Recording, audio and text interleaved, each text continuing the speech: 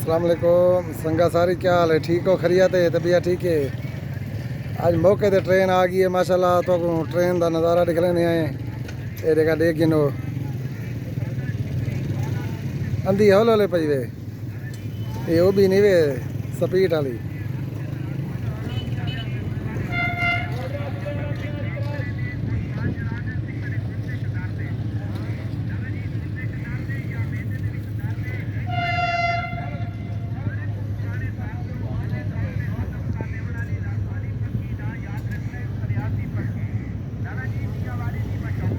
ये जिला बखेर तहसील दरिया खान दे विच है।